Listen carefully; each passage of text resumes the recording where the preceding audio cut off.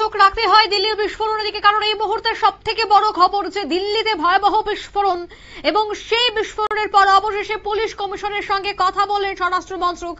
আহতদের নিয়ে যাওয়া হলো এলএনটিপি হাসপাতালে। ঘটনাস্থলে দমকলের 7টি ইঞ্জিন। আগুন নিয়ন্ত্রণে আনতেই দমকলের ইঞ্জিন ঘটনাস্থলে উপস্থিত হয়। আপনারা সেই ছবি দেখতে পাচ্ছেন, দাউ দাউ করে আগুন জ্বলতে থাকে। দিল্লির লাল কেল্লার সামনেই সোমবারের রাতে ভয়াবহ বিস্ফোরণ। তড়িঘড়ি কিন্তু ঘটনাস্থলে চাঞ্চল্য ছড়িয়ে পড়ে এবং লাল কেল্লার সামনে থাকা সমস্ত গাড়ির মধ্যে আগুন ধরে যায়। তবে এই মুহূর্তে কি পরিস্থিতি রয়েছে আরো বিস্তারিত জানবো। টেলিফোন লাইনে যুক্ত হয়ে গেছে প্রতিনিধি শেখ মনিরুল। ইতিমধ্যেই দিল্লির বিস্ফোরণের পর পুলিশ কমিশনের সঙ্গে কথা স্বরাষ্ট্র মন্ত্রকের, কি আপডেট পাচ্ছ? এখনো পর্যন্ত যেটা জানা যাচ্ছে যে দিল্লির আজকের এই যে বিস্ফোরণ সেই বিস্ফোরণের ঘটনায় 9 জনের মৃত্যু হয়েছে। তবে এখনো এই বিষয়ে দিল্লি পুলিশ কোনো কনফার্ম তথ্য প্রকাশ করেনি।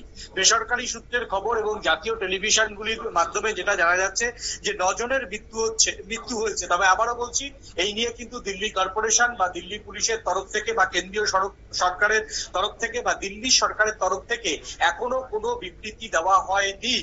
বেসরকারি সূত্রে এমনটাই প্রকাশ করা হয়েছে এবং বেশ কিছু জনের যে বিস্ফোরণের ঘটনায় দেহ ছিন্ন ভিন্ন হয়ে গেছে, সেই দেহগুলো কিন্তু এখনো রাস্তায় পড়ে রয়েছে। দিল্লি পুলিশের বিশেষ টিম সেই দেহগুলোকে প্লাস্টিকে মুড়ে সেগুলো ময়নাতদন্তের জন্য নিয়ে যাওয়ার চেষ্টা করা হয়েছে। এখনো পর্যন্ত কত জনের মৃত্যু হতে পারে বলে ধারণা করা হচ্ছে?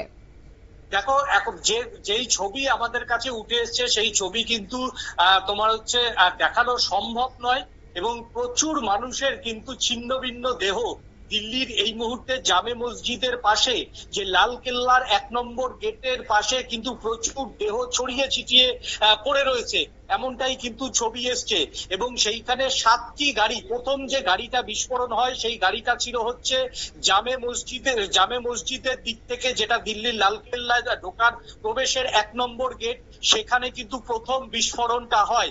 এবং সেই প্রথম বিস্ফোরণের পর কিন্তু একে একে 7টি গাড়ি তোমার হচ্ছে একেবারে ফিল্মি কায়দায় যেভাবে দেখা যায় যে আকাশের দিকে উড়ে যেতে সেই রকম উড়ে গিয়েছে বলে জানিয়েছে প্রত্যক্ষদর্শীরা। সেই জামে মসজিদের ওই জায়গাটার প্রচুর মার্কেট, মানে তোমার হচ্ছে ফুটে তোমার হচ্ছে জুতো সহ প্রসাধনী মার্কেট প্লাস জামে মসজিদের দিকে যাওয়ার সময় প্রচুর কিন্তু হাজার হাজার স্ট্রিট ফুডের দোকান এবং প্রচুর মানুষ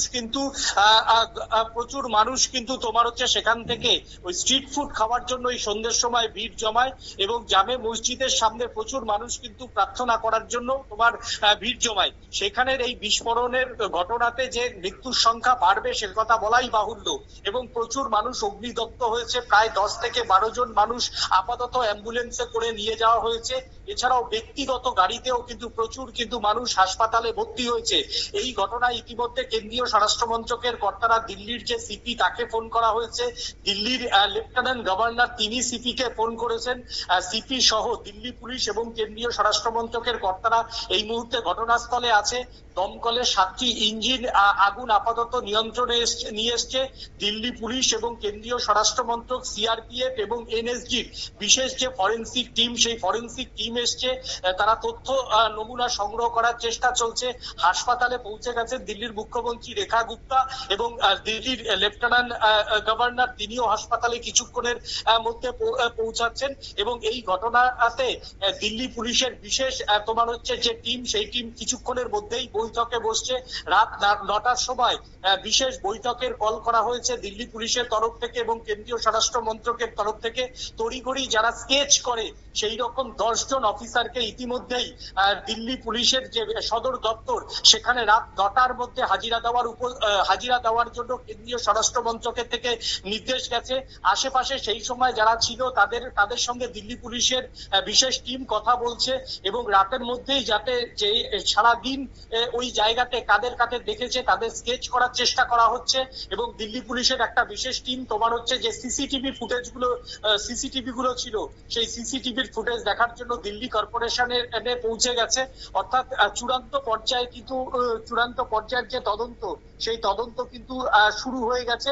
রাত 9টায় যে দিল্লি পুলিশের আজকে বিশেষ বৈঠক রয়েছে, সেই বৈঠকের পর বোঝা যাবে এই ঘটনা নিয়ে কোন দিকে ঠিক মোড় দেয়। তবে এই ঘটনায় যে কোনো জঙ্গি যোগ রয়েছে সেই ব্যাপারে কিন্তু এখনো কোনো স্পষ্টীকরণ দেয়নি দিল্লি পুলিশ বা দিল্লির সরকার বা কেন্দ্রীয় সরকার বা স্বরাষ্ট্র মন্ত্রক। একদমই ধন্যবাদ। অর্থাৎ কারা এই বিস্ফোরণ ঘটিয়েছে বা এই বিস্ফোরণের পেছনে কার হাত রয়েছে এই বিষয়টা এখনো পর্যন্ত কিন্তু স্পষ্ট নয়। তবে ঘটনাস্থলে দমকলের 7টি ইঞ্জিন উপস্থিত হয়েছে, বহু মানুষের নিথর দেহ সেখানে পড়ে রয়েছে, টুকরো টুকরো দেহ সেখানে পড়ে রয়েছে, রীতিমতো চাঞ্চল্য। নিয়ে নিচ্ছি ছোট্ট একটি বিজ্ঞাপন বিরতির সঙ্গে থাকুন।